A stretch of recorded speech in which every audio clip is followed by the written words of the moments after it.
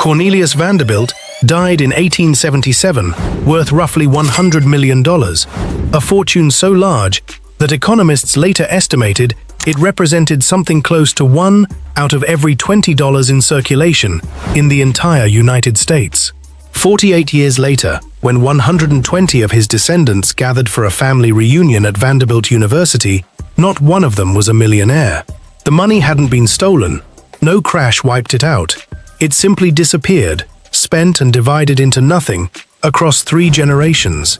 That's not an isolated tragedy. It's a pattern so consistent that researchers gave it a number. A 20-year study by the Williams Group, tracking more than 3,000 wealthy families, found that 70% of them lose their fortune by the 2nd generation. 90% lose it by the 3rd. Markets recover from crashes in years. Families almost never recover from this. So if it isn't bad luck, and it isn't bad markets, what is actually killing these fortunes? The uncomfortable answer is that the money was never really the asset. The people were, and almost nobody prepares the people. A pattern older than capitalism itself. This isn't a modern problem, and it isn't an American one either. The saying shirt sleeves to shirt sleeves in 3 generations exists in English and Scottish folk wisdom going back over a century, describing a hard-working man who builds wealth, whose son enjoys it, and whose grandson is back in his shirt sleeves, working again from nothing. The Chinese have their own version. Wealth never survives 3 generations.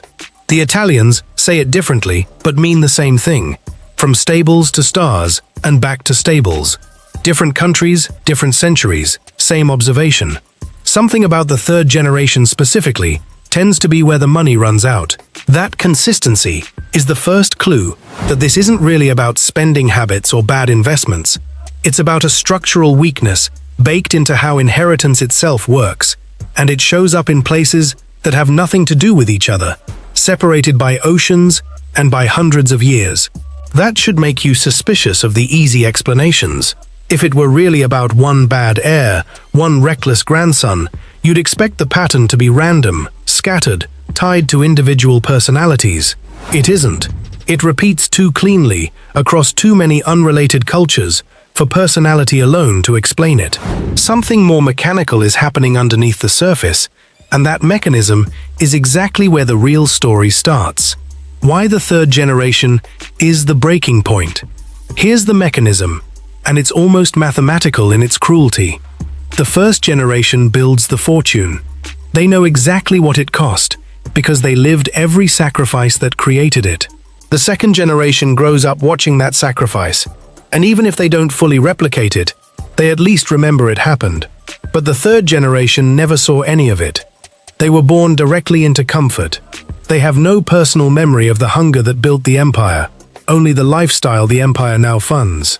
Researchers who study this call it a loss of financial memory.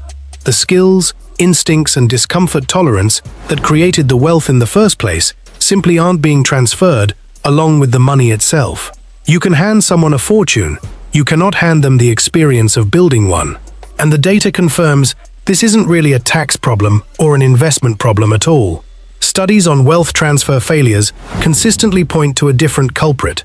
Roughly 60% of failures trace back to breakdowns in family communication, and another quarter come from heirs who simply weren't prepared to manage what they received. Put those 2 numbers together, and you get something close to the entire collapse. The fortune wasn't destroyed by the stock market. It was destroyed by silence, and by handing a complicated machine to someone who was never taught how it worked. What makes this particularly hard to fix is that nobody inside the family usually wants to be the one to say it out loud. Talking about money, openly and specifically, feels rude even inside families with hundreds of millions of dollars. So the silence continues, generation after generation, until the silence itself becomes the inheritance. The inheritance that isn't talked about this is where the story gets genuinely uncomfortable, because it means the real inheritance families fail to pass down isn't financial at all. It's psychological. It's the ability to sit with discomfort, to delay gratification, to make decisions under the weight of consequence. First-generation wealth builders develop that ability by necessity. There was no other option. Their grandchildren, raised with a financial floor under every decision they'll ever make, often never develop it at all because the system never forces them to. Psychologists who study families of extreme wealth have a term for what often happens instead: affluenza, a kind of learned helplessness that comes from never having faced real financial stakes. It isn't a clinical diagnosis, and not every wealthy heir experiences it. But the pattern shows up often enough across multiple generations of different families that wealth advisors treat it as a real and predictable risk, not an exception. That risk compounds in a specific, almost mechanical way once a fortune is divided. The first generation has one decision-maker. By the third generation, that same pool of money might be split across a dozen or more descendants, each with their own spouse, their own lifestyle, their own opinion about what the money should be used for. Even a fortune that grows in absolute terms can shrink dramatically per person once you divide it by enough heirs, especially if each branch of the family is also spending independently with no shared rules at all. There's a second, quieter problem hiding inside that division. Every new spouse who marries into the family brings their own financial habits, their own expectations, and sometimes their own agenda into a system that was never designed to absorb outsiders gracefully. Divorce alone has ended more family fortunes than almost any market crash in history, simply because nobody built a structure to survive it. Why some families beat the curse? But the curse isn't universal, and the exceptions are exactly where the hidden system reveals itself. The Mars family, who still privately own the confectionery company behind M&M's and Snickers, have held their fortune intact across multiple generations. The Dumas family, who run Hermès, took a workshop that once made riding gear for noblemen and turned it into one of the most valuable luxury houses on Earth, without losing control of it to outside shareholders or splitting it into nothing through unmanaged inheritance. What separates these families from the Vanderbilts isn't talent, and it isn't the size of the original fortune either. It's structure. Families like the Rockefellers solved this exact problem by moving wealth into irrevocable trusts in 1934 and 1952, removing the fortune from the reach of any single heir's bad decision. Other surviving dynasties build family constitutions, formal documents that set rules for how money gets used, how decisions get made, and how the next generation gets educated about both, long before they're old enough to actually receive anything.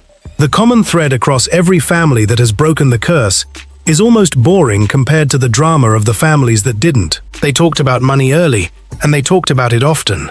They treated wealth as something to be governed, not just inherited. And they built systems specifically designed to function correctly, even after the founder, the person who actually understood the money, was no longer alive to explain it. Some of these families go further still, holding regular family meetings, sometimes annually, where every adult descendant reviews the same financial statements, asks the same questions, and is held to the same expectations, regardless of how distant their branch of the family tree has grown. It sounds almost corporate for something as personal as a family. That's exactly the point. The families who survive treat their wealth less like an inheritance and more like an institution, one that has to be staffed, governed, and renewed every single generation, the same way any company would be. The real killer was never the money. That's the layer almost nobody talks about, and it's the one that should genuinely unsettle anyone who assumes that getting rich is the hard part. Getting rich is, comparatively, simple. One person with enough discipline, timing, and risk tolerance can do it inside a single lifetime. Keeping a fortune alive across people who never built it, never sacrificed for it, and sometimes never even met each other is a fundamentally harder problem, and almost no family solves it by accident. The families who succeed don't do it because their children are smarter or more disciplined by nature.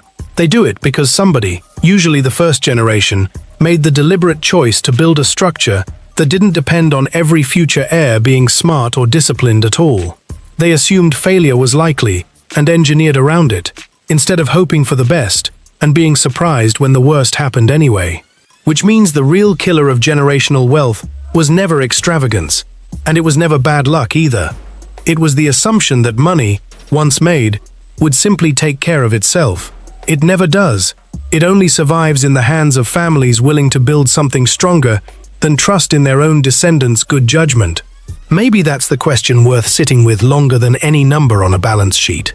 If the fortune disappeared tomorrow, would the next generation know how to build it back? For most families in history, the honest answer has been no. For the handful who became the exception, the difference was never the size of what they inherited. It was the system they were forced to inherit alongside it. If this kind of story interests you, hit like and subscribe, and stay close for the next one. Stay tuned for the next video. The Vanderbilts had $185 billion, and lost it all in 2 generations.